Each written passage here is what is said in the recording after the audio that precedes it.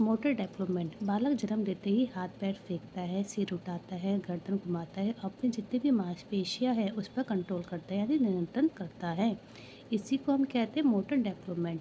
जब बच्चे की आयु 2 साल की हो जाती है तो बच्चा क्या करता है, हाथ पैरों पे संचालन और अच्छी प्रकार से करने लग जाता है। आपका क्वेश्चन आता है, कितने साल की आयु में बच्चा अपने हाथ पैरों को ढंग से हिलाने लग जाता है और संचालन करने लग जाता है? तो 2 वर्ष की आयु है। और 3 वर्ष की आयु में वह पेंसिल आदि से रेखा खींचने में समर्थ हो जाता है। और 2 वर्ष की और 3 वर्ष की आयु में बच्चा क्या करता है, एक पेंसिल से लकीरें खींचने लग जाता है। उसी तरह किशोरावस्था में गति विकास पूर्णता प्राप्त हो जाती है कि किशोरावस्था तक बच्चे का गति विकास पूर्ण रूप से हो जाता है, जिससे व्यवहार में समायोजन की क्षमता उत्पन्न हो जाती है। जो मोटर डेवलपमेंट होता है वो 2 टाइप से होता है, ग्रॉस मोटर स्किल्स और फाइन मोटर स्किल्स।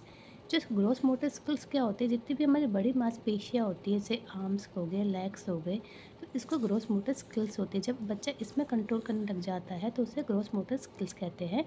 और फाइन मोटर स्किल्स कौन सी होती है, जो छोटी मसल्स होती है, जैसे हमारे फिंगर्स हो गई, हमारी आँखों की मसल्स हो गई, हमारे हाथ की मांसपेशियाँ हो गई। जब बच्चा इसमें कंट्रोल करने लग जाता है तो उसे फाइन मोटर स्किल्स कहते हैं। आपके इसमें क्वेश्चन आ जाते हैं कि जैसे बच्चा घुटनों के बल चलता है तो उसकी कौन सी मोटर स्किल डेवलप हो रही है? तो घुटने के बल चलता है तो ग्रॉस मोटर स्किल्स होती है।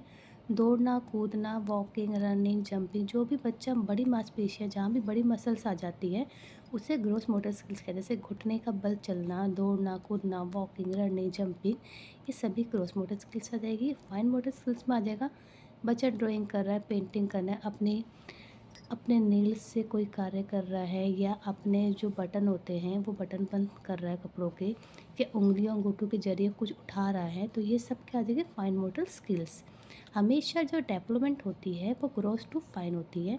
पहले बच्चा बड़ी मांसपेशियों पे कंट्रोल करना सीखता है, फिर बच्चा छोटी मांसपेशियों पे कंट्रोल करना सीख जाता है।